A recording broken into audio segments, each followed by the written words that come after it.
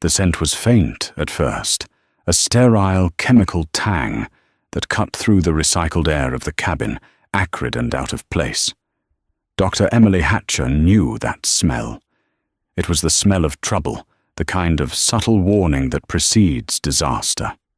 She tried to flag down a flight attendant, a woman with a plastered-on smile and a name tag that read Lauren, only to be met with a dismissive wave. Just the cabin settling honey. But Emily wasn't just any passenger. She was the one person on that entire aircraft who held the airline's billion-dollar future in the palm of her hand, and they had just made the colossal mistake of ignoring her. They thought she was just another black woman they could patronize and dismiss. They had no idea that by sunrise, their world would be turned upside down. The journey began not with a bang, but with a weary sigh. Dr. Emily Hatcher was flying coach on Aura Air Flight 712 from Denver to San Francisco. She didn't have to. Her per diem and travel allowance from the Federal Aviation Administration could have easily placed her in the plush leather seats of first class. But Emily believed in seeing things from the ground level. To understand the system, you had to experience it, as most people did, crammed, crowded, and at the mercy of the airline's whims. She was on her way to the most important meeting of her career, a final review that would green-light Aura Air's lucrative and highly publicized new trans-Pacific route to Tokyo.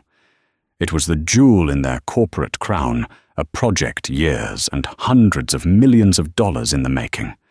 She preferred anonymity on these pre-assessment flights. She was listed as Ms. Hatcher, a consultant. No doctor, no FAA. Just an ordinary passenger in seat 24B, a middle seat she'd intentionally booked to gauge the full passenger experience.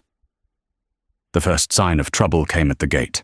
A harried-looking agent, Daniel Peterson, was aggressively enforcing carry-on size limits, his tone sharp and his patience non-existent.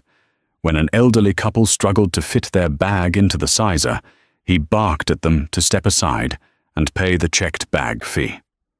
Emily watched a small knot tightening in her stomach. This wasn't just efficiency, it was a culture of impatience, a symptom of a system that saw customers as obstacles. On board, the atmosphere was no better.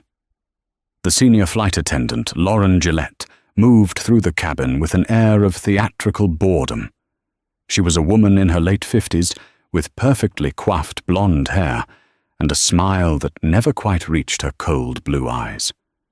She exuded the kind of authority that comes from 30 years of repeating the same safety demonstration, her tolerance for passenger queries worn down to a nub. Then came the smell.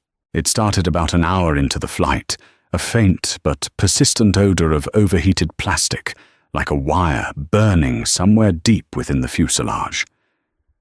Emily's senses, honed by years of accident investigations and safety audits, went on high alert. This wasn't the scent of a hot meal or stale coffee. It was mechanical. It was wrong. She pressed the call button. After a long 5 minutes, Lauren appeared, her expression one of profound annoyance. "Yes," she said, her voice dripping with condescension. "Hi," Emily began, keeping her voice calm and even. "I smell something. It smells like burning plastic or wiring. It's coming from this direction." She gestured towards the floor vent near her feet. Lauren leaned in, slightly gave a theatrical sniff, and straightened up, rolling her eyes. "It's probably just the auxiliary power unit kicking in, honey. Perfectly normal. I'm quite familiar with the smell of an APU, and this isn't it," Emily replied, her tone still professional. "It's a distinct electrical burning smell. I really think you should have the cockpit notified."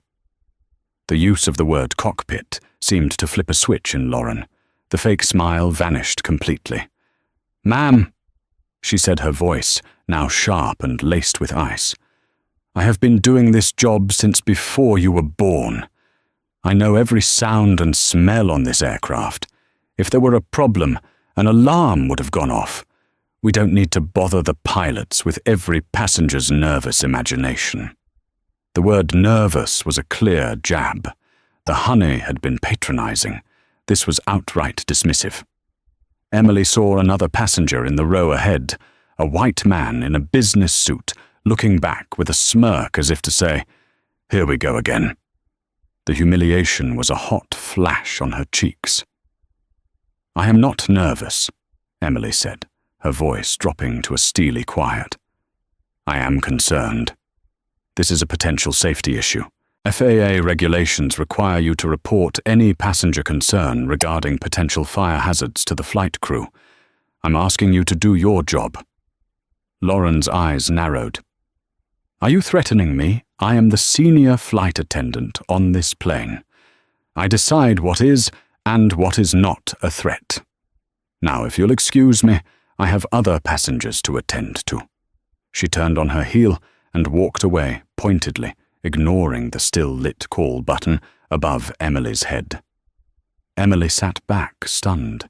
It wasn't just the dismissal, it was the arrogance, the utter lack of curiosity or concern. She saw Lauren stop to chat and laugh with a passenger in first class. A moment later, the interaction warm and deferential. The contrast was stark and infuriating. The issue wasn't just her concern, it was who the concern was coming from. Determined, Emily unbuckled her seatbelt and made her way to the forward galley. Lauren was there complaining to a younger flight attendant about over-anxious flyers. "Excuse me," Emily said, her presence startling them. "I want to speak to the captain." Lauren physically blocked her path. "The cockpit is sterile. No one is allowed to speak to the pilots during the flight unless it's a dire emergency, which this is not. An uninvestigated report of a potential fire is, by definition, an emergency." Emily stated the words clipped and precise. "I need to know that this has been logged and communicated." "It has been logged." Lauren lied, her face a mask of indignation. "As a passenger anxiety incident. Now please return to your seat, or I'll have Captain Miller consider you a disruptive passenger." The threat hung in the air, thick and ugly. Being labelled disruptive was a serious charge, one that could lead to being met by law enforcement upon landing. It was a weapon, and Lauren was wielding it with practiced ease. Defeated for the moment, Emily returned to her seat, her mind racing. The smell persisted, a constant low-level reminder of the crew's negligence. She spent the rest of the flight documenting every detail, the time of her initial complaint, Lauren's exact words, the names of the crew members. She could see the aircraft's tail number. When the plane landed safely in San Francisco, a wave of relief washed over the passengers. But for Emily, the relief was cold, replaced by a growing, chilling resolve. As she deplaned, she saw Captain Robert Miller stepping out of the cockpit. He was a tall man with silver hair and an air of unshakable authority. She approached him directly. "Captain Miller," she began, "my name is Emily Hatcher. I was in seat 24B. I reported a strong electrical burning smell to your senior flight attendant an hour into the flight, and she refused to notify you." Captain Miller looked from Emily to Lauren, who was standing protectively by the cockpit door. He sighed a sound of pure exasperation. "Ma'am Lauren told me she handled it. She's my most experienced attendant. If she said it was nothing, it was nothing. We had no indications of any issues on our instruments.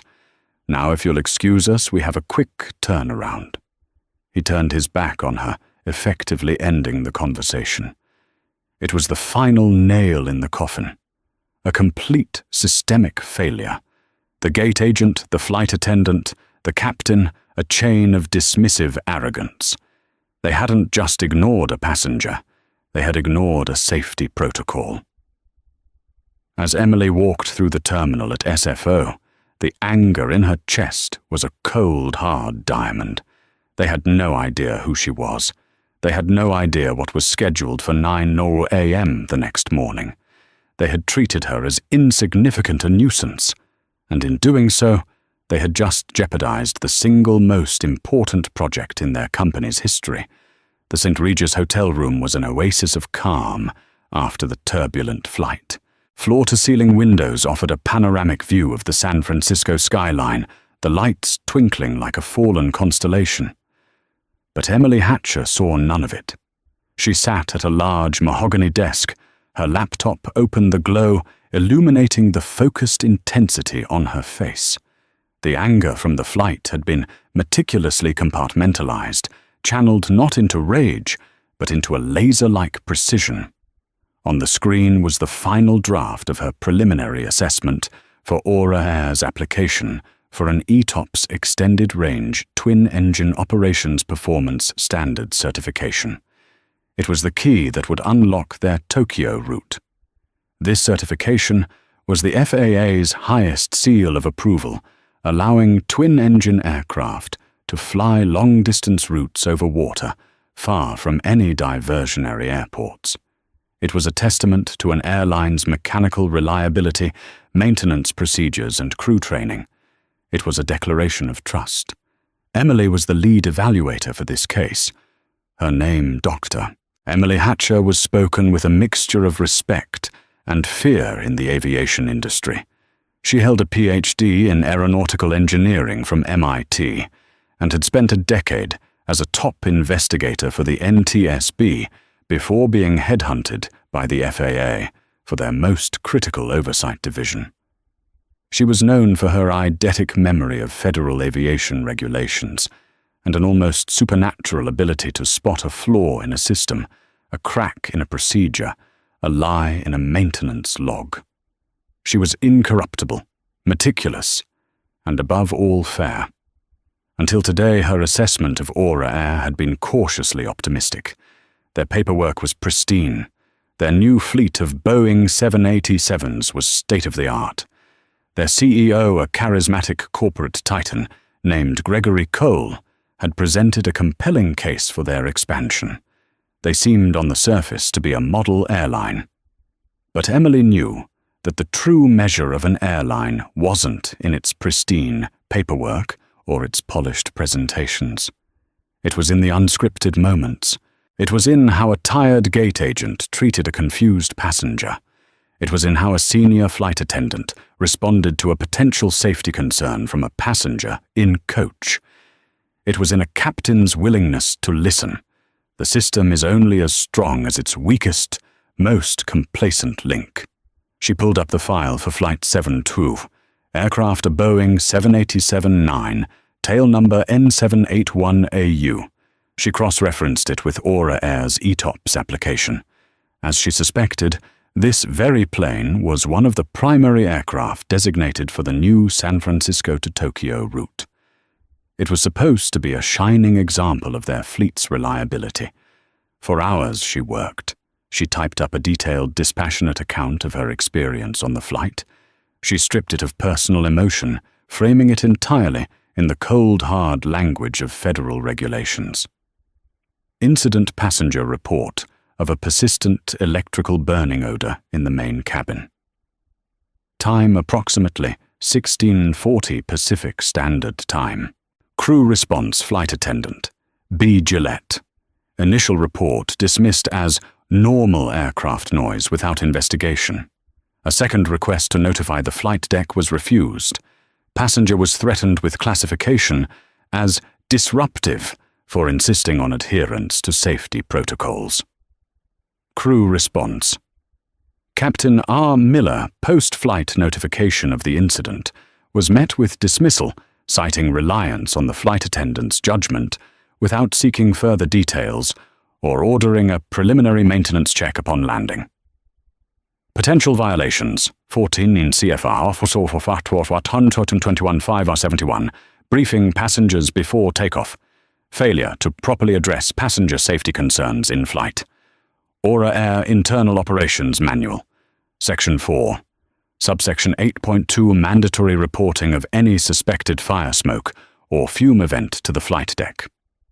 Crew Resource Management, CRM Doctrine. Complete failure of communication and situational awareness between cabin and cockpit crews. Each point was a nail hammered cleanly into the coffin of Aura Air's perfect image. This was no longer about a rude flight attendant. This was a catastrophic failure of the most basic safety culture, the very foundation upon which an ETOPS certification was built. An airline that ignored a potential fire on a 1-hour domestic flight could not be trusted to fly for 8 hours over the Pacific Ocean, where any emergency meant a point of no return. She looked at her original report, the one that had been ready to go, the one that recommended a provisional green light pending this final meeting. With a few decisive keystrokes, she deleted the entire summary. She started a new one, the words flowing with grim certainty. At 2:00 a.m., her phone buzzed. It was a text from her mentor at the NTSB, a grizzled veteran named Frank. He knew she was in San Francisco for the big meeting. "Frank, give 'em hell tomorrow, Emily. But be fair." She typed back a simple reply. "Emily, I always am. That's what they should be worried about." She closed her laptop. The decision was made. Tomorrow she wouldn't be entering that boardroom as a slighted passenger seeking revenge. That would be too easy, too emotional. Revenge was beneath her. She would enter as Dr. Emily Hatcher of the Federal Aviation Administration, a regulator who had witnessed a critical systems failure firsthand.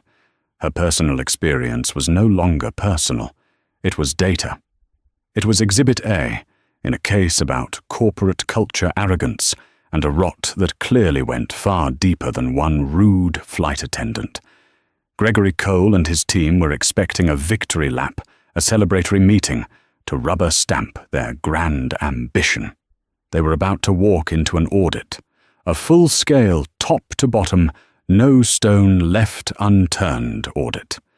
The Tokyo route wasn't just going to be delayed, it was going to be put on ice, and the freezer was set to absolute zero. Emily finally allowed herself to look out the window. The city was quiet, now sleeping. She felt a profound sense of calm. There was no joy in this, only a grim satisfaction. The satisfaction of a professional about to do her job. The Aura Air corporate headquarters in downtown San Francisco was a monument to modern capitalism. It was all glass and steel with a soaring atrium that featured a full-sized suspended wing of a 787 Dreamliner. The air hummed with a quiet, confident energy. This was a company at the apex of its power, on the verge of its greatest triumph. Emily Hatcher walked through the lobby, her sensible heels clicking on the polished marble floor. She was dressed in a simple but impeccably tailored navy blue suit. Her demeanor was calm, her expression unreadable. The receptionist, a young man who looked like he'd been pulled from a casting call for a tech commercial, greeted her with a practiced, dazzling smile. "Good morning. You must be Dr. Hatcher. Mr. Cole is so excited to see you. Right this way." She was led to the top-floor executive boardroom. The room was breathtaking, with a single massive redwood table that could have seated 30 and a panoramic view of the Bay Bridge. Waiting inside was the Aura Air executive team. At its head stood Gregory Cole, the CEO. Cole was the picture of a modern titan, tall, silver-haired, radiating a potent mix of charm and ruthlessness. He strode forward, his hand outstretched, his smile as wide and brilliant as the one in the lobby. "Dr. Hatcher, a pleasure. Welcome to Aura Air. We trust your flight was satisfactory." The question was a perfunctory courtesy, expecting nothing but a positive response. "It was informative," Emily replied, her voice neutral. Her handshake was firm, brief.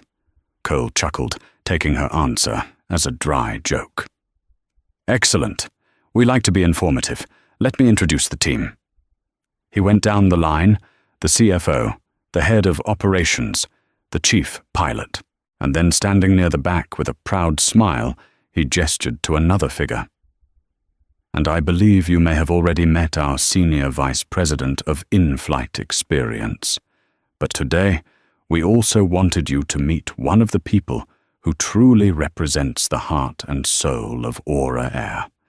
This is Lauren Gillette, one of our most decorated senior flight attendants with over 30 years of exemplary service. We felt it was important for you to see the caliber of the crew who will be serving our new international routes. Time seemed to slow down. Emily's gaze locked onto Lauren.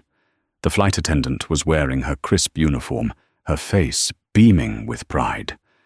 For a fraction of a second, her eyes met Emily's, and there was a flicker of nothing, not a hint of recognition.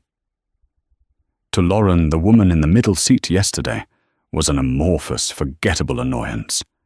She had no idea she was now standing in the same room as her, a room where the fate of the company was about to be decided.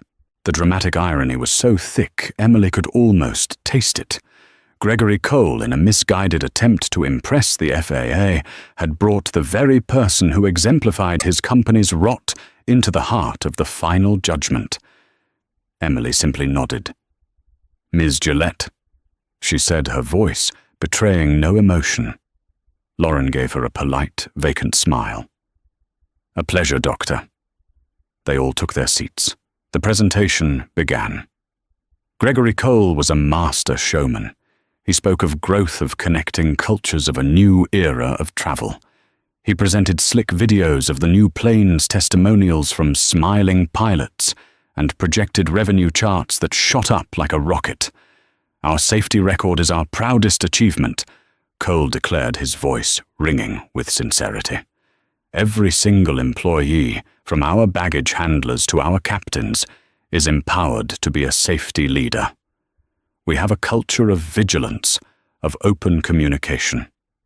Nothing is too small to report. Nothing is overlooked." Emily sat perfectly still, her hands folded on the table in front of her. She let him finish his entire spiel, which lasted nearly 45 minutes. She listened as the chief pilot spoke about their rigorous training programs, and as the head of operations detailed their state-of-the-art maintenance facilities. Finally, Cole wrapped it up, his arms spread wide as if embracing his own magnificent vision. "So, Dr. Hatcher, as you can see, Aura Air isn't just ready for this ETOPS certification. We are the new standard by which it should be judged. We are confident you'll find everything is not just in order, but exemplary." The room was filled with smug, expectant smiles. They were waiting for her to congratulate them, to sign the papers to join them in their celebration. Emily took a slow breath. "Thank you, Mr. Cole. A very polished presentation." She opened her leather-bound folio on the table. "I do have a few questions." The energy in the room shifted slightly. This was meant to be a formality. "Of course," Cole said, his smile faltering just a little. "Let's talk about incident reporting." Emily began, her voice quiet, but carrying an undeniable weight of authority. Specifically, non-instrument-based incident reporting, things reported by passengers or crew. Can you walk me through the protocol for when a passenger reports a potential safety hazard, like, for instance, a strange smell in the cabin? The head of operations, a man named Mark, cleared his throat. "Certainly. Any such report is immediately relayed by the cabin crew to the flight deck. The captain assesses the situation. If deemed credible, they will consult with our on-ground maintenance operations center via satellite link. Every report is logged regardless of the outcome." "Every report?" Emily pressed. "Without exception." "Without exception," Mark confirmed, nodding confidently. "Excellent," Emily said. She then turned her gaze directly to Lauren Gillette. "Ms. Gillette, a hypothetical for you. You're an hour into a flight. A passenger in coach reports a strong, persistent smell of burning electrical wires. What do you do?" Lauren smiled, as if answering a simple question in a training video. "Well, first I would try to verify the source. Then I would immediately and discreetly notify the captain via the interphone. That's procedure." Passenger safety is our #1 priority." "Is it?" Emily asked the question hanging in the air. She let the silence stretch for a long, uncomfortable moment. The executives began to shift in their seats. Gregory Cole's smile was gone, replaced by a look of wary confusion. "I pulled the logs this morning for all incoming flights to SFO yesterday." Emily continued, her eyes still locked on Lauren. "Specifically, I was looking for any in-flight incident reports. Fume events, passenger medical issues, severe turbulence. I found none for Aura Air Flight 7112 from Denver." She paused again, letting the flight number sink in. She saw Lauren's confident facade begin to crack. A flicker of recognition, or perhaps dawning horror, finally appeared in her eyes. "Dr. Hatcher, I'm not sure what this has to do with—" Cole began trying to regain control of the room. Emily held up a hand, silencing him without raising her voice. "Mr. Cole, you said your company has a culture of vigilance. You brought Ms. Gillette here as an example of your exemplary crew. So let me rephrase my question for her. Ms. Gillette, yesterday afternoon on Flight 712, when I, the passenger in seat 24B, reported a strong electrical burning smell to you, why did you not follow procedure?" The blood drained from Lauren Gillette's face. Her mouth opened, but no sound came out. The entire boardroom stared at her, then at Emily, the dots connecting with sickening speed. Gregory Cole looked as if he'd been punched in the gut. He had walked his star employee directly into a firing squad she had loaded herself. The gilded boardroom had just become a courtroom, and Dr. Emily Hatcher was the prosecutor, judge, and jury. The silence in the boardroom was no longer just uncomfortable. It was absolute, a crushing weight of suspended reality. Every eye was fixed on Lauren Gillette, whose face had transformed from a mask of professional pride to one of sheer panic. Her practiced smile was a grotesque memory, replaced by a slack-jawed stare of disbelief. Gregory Cole was the first to recover his corporate instincts kicking in. He had to spin this control the narrative. "Dr. Hatcher," he began, his voice a low, urgent growl. "I think there must be some misunderstanding. Lauren, why don't you explain what happened?" Lauren swallowed hard, her eyes darting between Cole's furious face and Emily's implacable one. I don't recall," she stammered, the lie weak and transparent. "It was a full flight. I speak to hundreds of passengers a day. You don't recall." Emily's voice was dangerously soft. "You don't recall calling me honey. You don't recall telling me it was my nervous imagination. You don't recall dismissing my concern about a fire hazard and then threatening to have me labeled a disruptive passenger when I insisted you contact the cockpit, because I recall it. I recall it with perfect clarity." Each question was a precise, devastating blow. The other executives looked at Lauren with expressions of horror. They could see their billion-dollar expansion, their bonuses, their stock options, all evaporating in the fallout of one flight attendant's arrogance. "This is an outrage!" Cole boomed, slamming his hand on the redwood table. He switched tactics from damage control to aggression. "You're bringing a personal grievance, a customer service complaint, into an official FAA audit. This is highly unprofessional. You're letting a minor disagreement color your judgment." Emily leaned forward slightly, her gaze never wavering from Cole. "Let me be perfectly clear, Mr. Cole. My judgment is not colored. It is for the first time perfectly illuminated. This stopped being a customer service complaint the moment your senior flight attendant unilaterally decided a potential safety threat was not worth reporting. It stopped being a minor disagreement when your captain, Robert Miller, dismissed the concern post-flight without so much as a glance at the aircraft. What I experienced yesterday was not an isolated incident of rudeness. She continued, her voice rising with controlled power, resonating through the shocked silence. It was a demonstration of a deep systemic rot within your corporate culture. The very culture you just spent 45 minutes praising. You spoke of vigilance, yet your crew demonstrated complacency. You spoke of open communication, yet your crew actively suppressed it. You spoke of safety, but your crew prioritized their own convenience over the well-being of 200 passengers.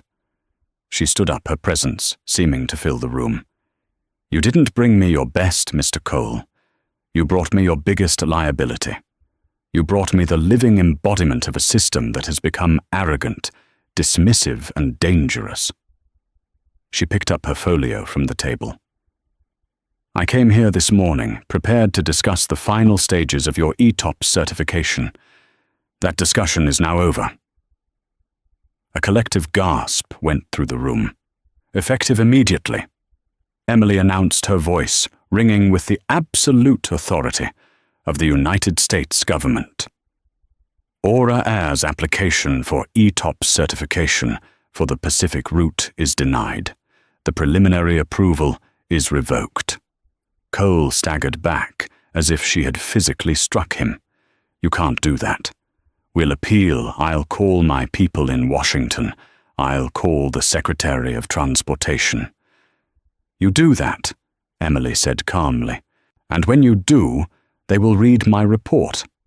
A report authored by the FAA's lead evaluator, who was a first-hand witness to your airline's gross negligence. A report that will detail how your crew failed to follow basic safety protocols. A report that will question how many other nervous passengers have been ignored. How many other potential disasters have been brushed aside by arrogant staff like Ms. Gillette. She wasn't finished. The final blow was yet to come. Furthermore, she said, letting the word hang in the funereal air, based on this catastrophic failure of crew resource management and safety reporting, I am officially opening a top-to-bottom special emphasis investigation into Aura Air's entire operational safety culture. Your maintenance logs, your training records, your incident reporting history, all of it will be subject to a full and immediate FAA audit. Every plane in your fleet will be subject to spot inspections. Until that investigation is complete, and I am personally satisfied that this company understands the meaning of the word safety, you will not be submitting any applications for any new routes, domestic or international. She had done it. In the space of 5 minutes, she had not only killed their trans-Pacific dream, but had placed the entire airline under a microscope of federal scrutiny, so powerful it could bankrupt them. She looked at Lauren Gillette one last time. The woman was pale, trembling, her career of 30 years collapsing around her in a soundless implosion. She finally saw Emily not as a passenger, but as the architect of her ruin. Emily then turned her gaze back to the stunned face of Gregory Cole. My flight yesterday was indeed informative, Mr. Cole. She said the words dripping with ice. It informed me that Aura Air is not fit to be trusted with the lives of passengers over the vast, empty expanse of the Pacific Ocean. My report will reflect that. Without another word, she turned and walked towards the door. The phalanx of high-powered executives parted before her, as if she were Moses parting the Red Sea. No one dared to speak. No one dared to move. The heavy boardroom door clicked shut behind her, the sound echoing like a gavel's final fall. Dr. Emily Hatcher had not come for revenge.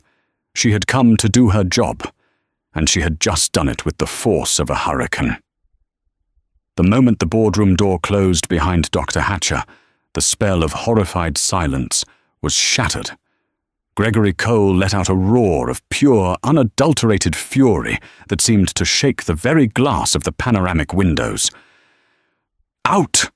He screamed, his face a purple mask of rage. He pointed a trembling finger at Lauren Gillette, who flinched as if he'd thrown something at her.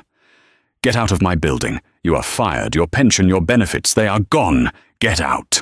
Lauren, sobbing, scrambled from the room, followed by the glares of every executive. The others remained frozen, terrified of drawing Cole's wrath. "My people in Washington, get them on the phone. Now," he bellowed at his chief of staff. "Get me Senator Rawlings. Get me the deputy secretary. I don't care who it is. Get me someone who can crush this woman."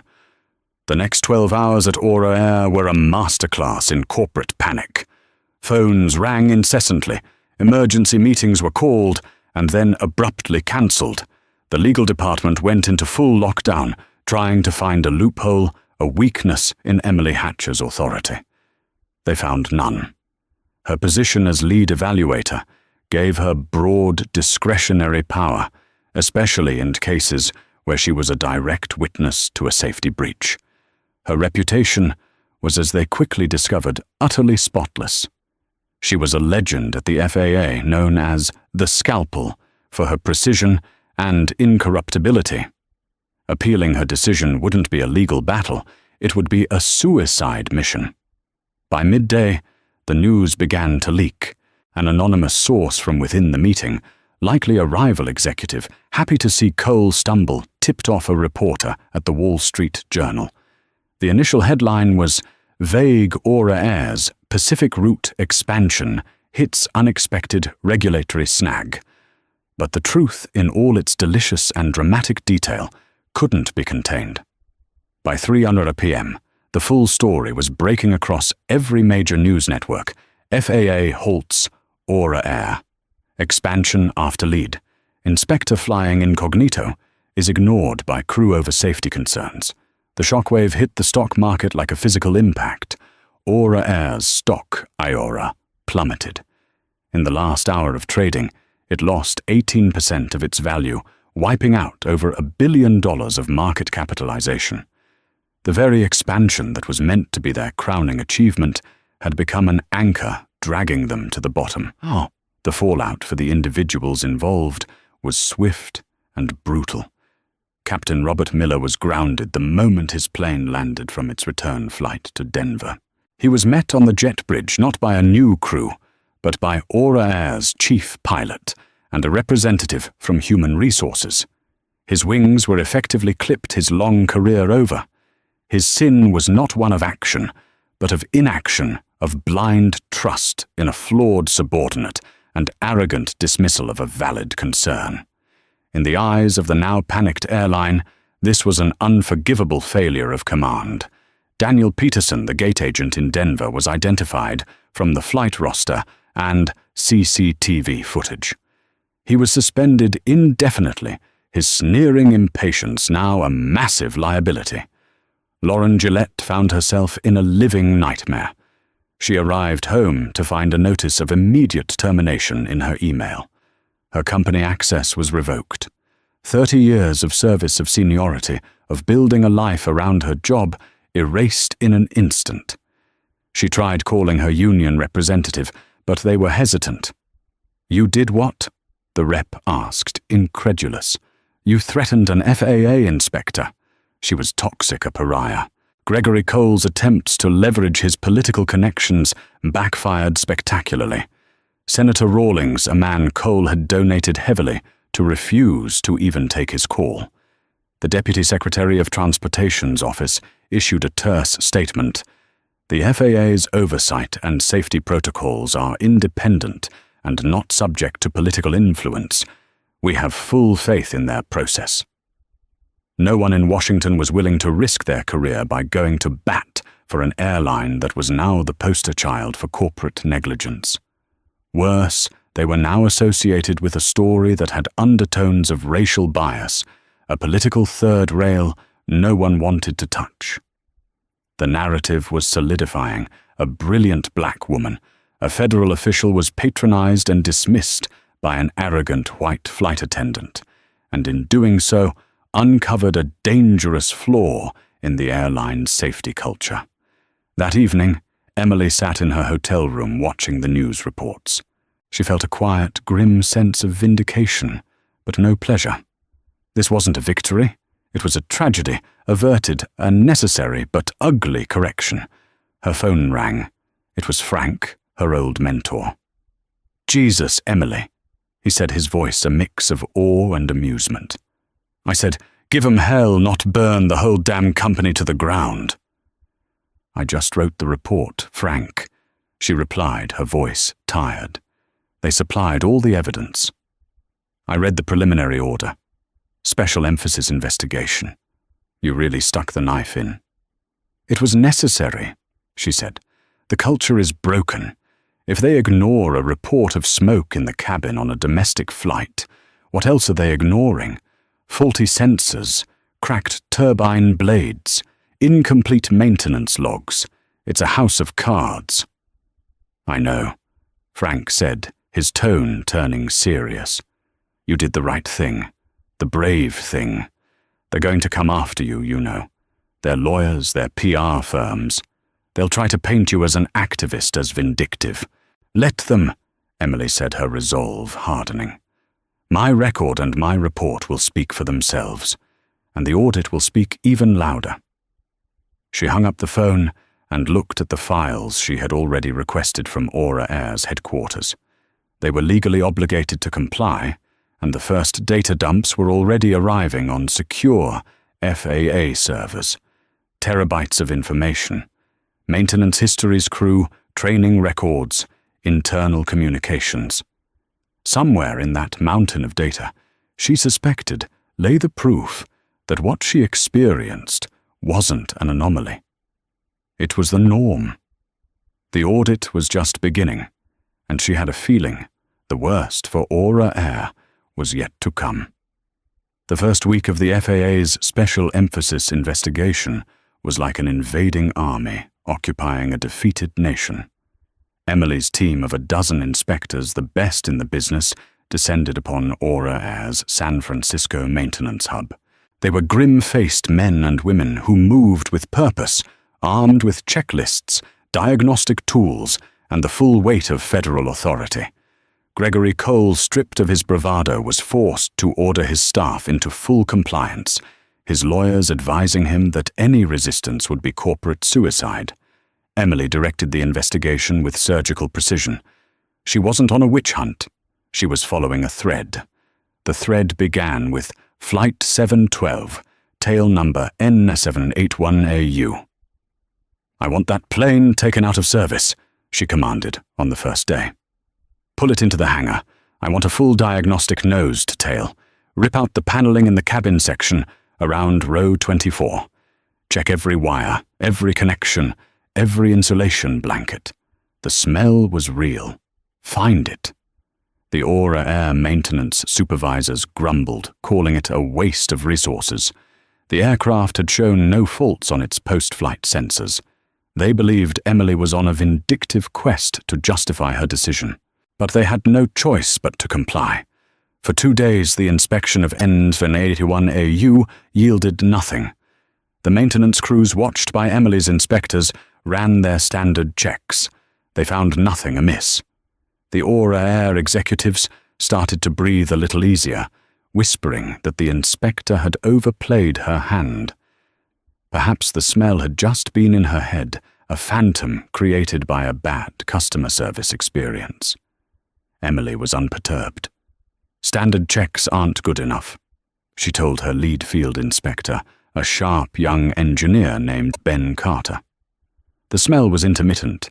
It could be a wire shorting under a specific load, or when it heats up. "I want you to go deeper. Check the cargo hold systems directly beneath that section of the cabin. Look at the fire suppression systems, the environmental controls, anything with a heavy electrical draw." Ben, who revered Dr. Hatcher, followed her orders to the letter. His team began the painstaking process of examining the underbelly of the aircraft. On the afternoon of the third day, he called her. His voice was tense. "Dr. Hatcher, you need to come down to the hangar, now." Emily arrived to find a section of the cargo bay cordoned off. Ben stood there holding a flashlight, his face pale. He pointed to a large wiring conduit that ran alongside a cargo compartment wall. "We found it," he said, his voice barely a whisper. He had removed an access panel. Inside, nestled among a thick bundle of wires, were two cables that were blackened and charred. The plastic insulation around them had melted away, exposing the copper wiring beneath. The melted plastic was stuck to the metal wall of the cargo container frame. "It's a bundle for the in-flight entertainment system," Ben explained, "but it runs right next to the main power line for the forward cargo bay's climate control. Our guess is there was a flaw in the insulation. Every time the IFE system and the climate control were running at peak load, the wires would heat up arc against the frame and melt the casing. That's the smell you picked up." Emily stared at the charred wires, a chill running down her spine. This was it. The proof. The smoking gun. But then Ben said something that turned the chill into a block of ice. "Doctor, look what was on the flight manifest for yesterday's cargo." He handed her a tablet. She scrolled through the list mail standard luggage commercial packages, and then she saw it. One item loaded directly into the forward cargo compartment, right next to where the wires had been arcing. Crate 77B, lithium-ion battery packs promotional. Destination, ESFO warehouse, for Aura Air Tokyo launch event. Emily felt the blood drain from her face. Lithium-ion batteries. The same kind that were notorious for thermal runaway, a catastrophic, unstoppable chain reaction of fire and explosion if they were overheated or their casing was breached. "Ben," she said, her voice tight, "run a simulation. What would have happened if that arc had continued? If it had breached the cargo container wall and ignited those batteries?" Ben looked grim. Thermal runaway at 35,000 feet.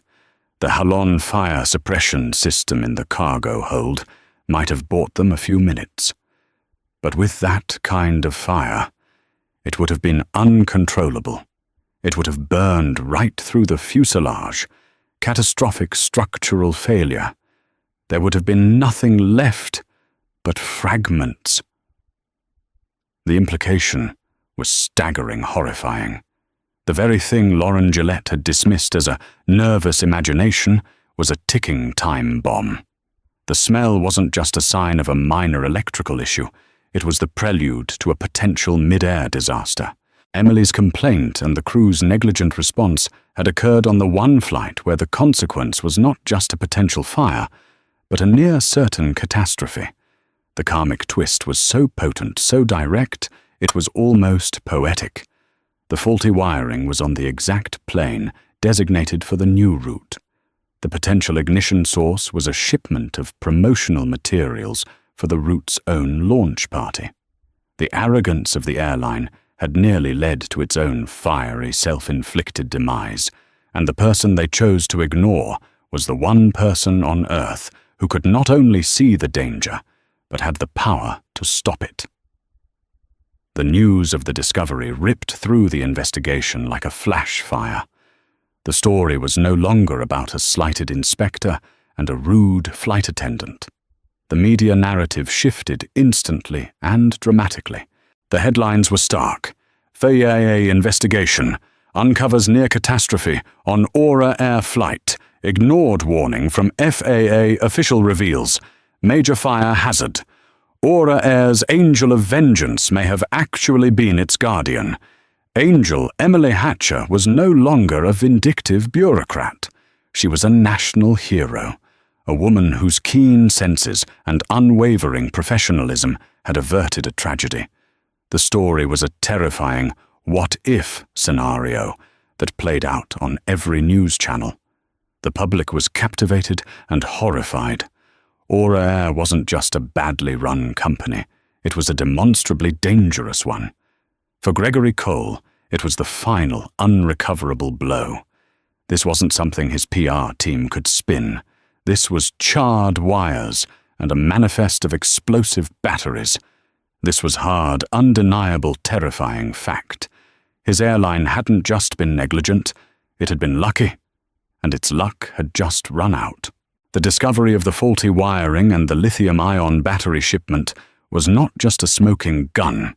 It was a nuclear bomb dropped on Aura Air's corporate headquarters. The fallout was total, devastating, and absolute. The FAA, with Emily Hatcher's damning report as its centerpiece, acted with unprecedented speed and severity. They issued an emergency airworthiness directive, grounding Aura Air's entire fleet of 787-917 aircraft in total, until every single one could be inspected for similar wiring flaws. The disruption to the airline's operations was catastrophic. Flights were cancelled by the hundreds. Passengers were stranded. The airline's reputation for reliability was not just tarnished, it was vaporized. The board of directors, facing shareholder lawsuits and a complete collapse of public trust, finally acted. Gregory Cole was summoned to an emergency meeting from which he would not return. He was forced to resign effective, immediately his golden parachute revoked, due to gross negligence endangering the corporation. He left the building he had built not with a triumphant farewell, but through a back door to avoid a throng of news cameras, his legacy forever defined by this single hubristic failure. Lauren Gillette, already fired, now found herself the subject of federal investigation. The FAA revoked her flight attendant certification for life, and the Department of Justice began exploring potential criminal charges for reckless endangerment. Her 30-year career ended not just in disgrace, but with the terrifying public knowledge that her arrogance could have cost over 200 people their lives.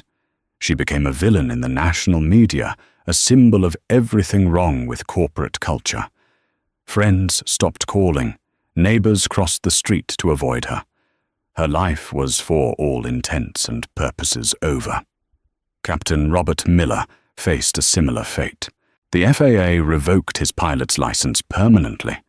The final report cited his abject failure of command responsibility and his role in perpetuating a culture of cockpit isolationism that actively discouraged valid safety concerns from the cabin. His defense that he trusted his senior crew was reframed as a fatal flaw, not a virtue. The special emphasis investigation led by Emily continued for another 3 months. Her team uncovered a pattern of systemic issues, pencil-whipped maintenance logs, rushed training programs that prioritized cost-cutting over comprehension, and an internal reporting system that punished employees who raised safety concerns. It was, as Emily had suspected, a house of cards, and she had pulled out the single card that made it all collapse. The final FAA report was a brutal 1,000-page indictment of Aura Air. The fines levied against the company were the largest in aviation history, totaling nearly $900 million. The airline was forced into a consent decree, essentially ceding operational oversight to a team of FAA monitors for the next 5 years. To survive, the company had to be sold for parts its brand so toxic that it was eventually absorbed by a larger competitor, its name vanishing from airport terminals forever.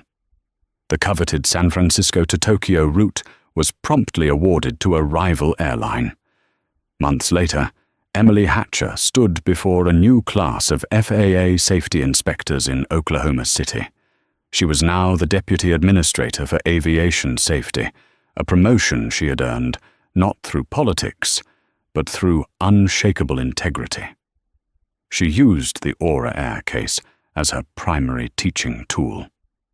"Never forget," she told the room of rapt trainees, "that the most catastrophic failures do not begin with an explosion. They begin with a whisper.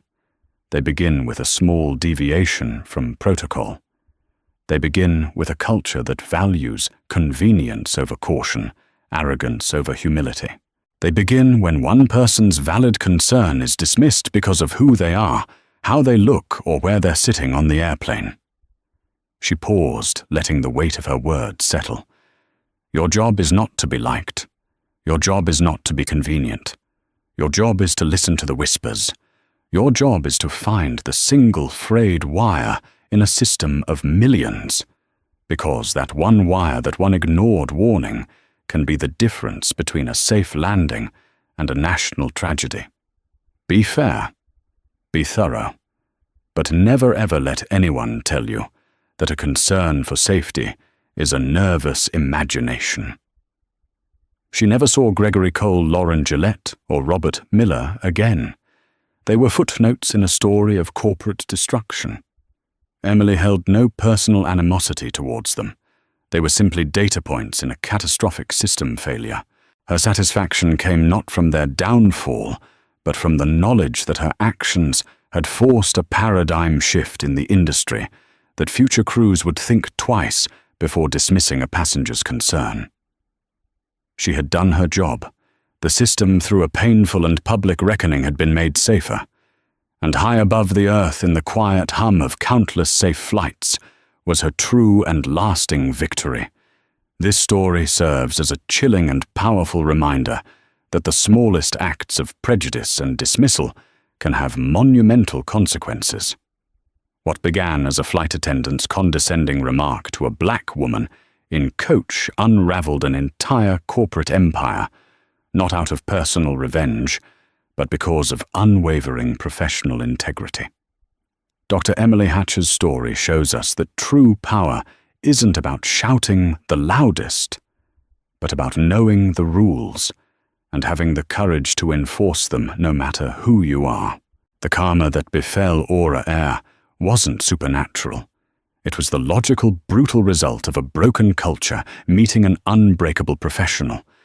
If you found this story of poetic justice and the triumph of integrity as compelling as I did, please take a moment to hit that like button to help us share it with more people. Consider subscribing to the channel and turning on notifications so you don't miss our next deep dive into stories where the overlooked and underestimated rise up to change everything. And please share your thoughts in the comments below. Have you ever been dismissed when you knew you were right? We'd love to hear your story. Thank you for listening.